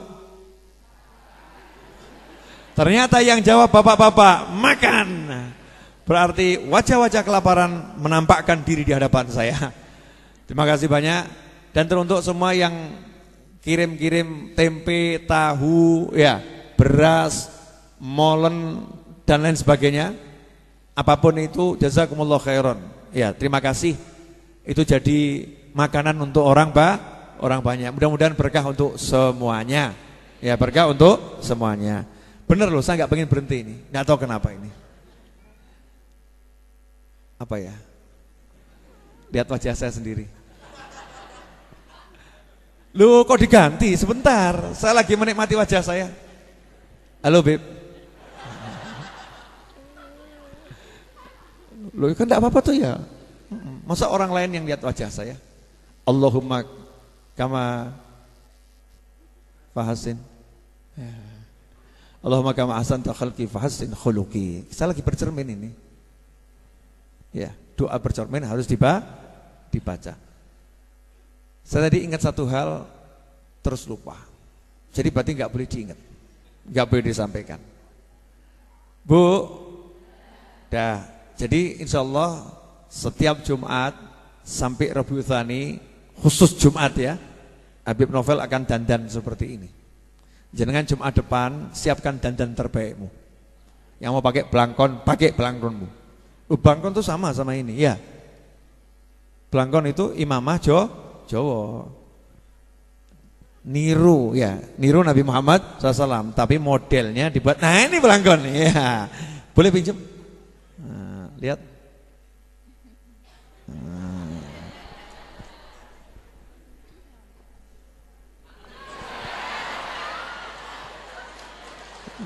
Ajib ya. Ya, saya pengen buat gini tapi yang putih. Ya, kian tampan. Ada yang bilang kian tampan tadi. Apa Bu? Kian tampan. Apa? Tampan. Telinga saya tuh nggak bisa dengar yang nggak enak. Jazakumullah khairan. Insyaallah berkah manfaat. Makasih ya. Iya. Was.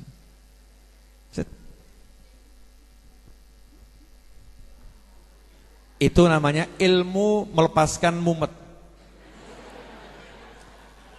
Mumet burung, kalau lama-lama kan panas. Ngelepas nunggu nanti kan repot. Maka triknya gitu, pinjem belangkon. Saya sebetulnya bukan mau pakai belangkon, pengen ngelepas ini aja gitu. Tapi sekaligus manfaat, manfaat. Yuk kita doa bersama nutup majelis ya. Allahumma salli wa sallim ala Sayyidina Muhammadin miftahi babi rahmatillah adada ma fi ilmillah salatan wa salaman daimaini bidawami mulkillah wa ala alihi wa sahbihi Allahumma ja'al fi ta'atika farahi wa sururi wa fi mardatika jami'a umuri Allahumma ya alim bihalati wa muttali ala sarairi wa niyati اقضي جميع حاجاتي واغفر ذنوبي وسيئاتي وتجاوز عن خطيئاتي وزلاتي وتقبل جميع حسناتي وسامحني فيما مضى وما يأتي واكتبني في ديوان ساداتي واسلك بي سبيل نجاتي في حياتي ومماتي اللهم إني طامع في عطاك راغب في رضاك مستسلم لقضاك فاكتبني من أولياك واسلك بي سبيل هداك وألحقني بأصفياك وصلى الله على سيدنا محمد وآله وسلم alhamdulillahi rabbil alamin. Saya tuh di akhir doa kok ketok-ketokan saya pakai belangkon putih gitu loh. Ada yang ngasih saya belangkon putih. Mungkin ada yang nonton niat mau ngasih saya belangkon putih ya. Ini modus minta belangkon saudara-saudara. Terima kasih. Wassalamualaikum warahmatullahi wabarakatuh. Format 14 ya, makannya disiapkan.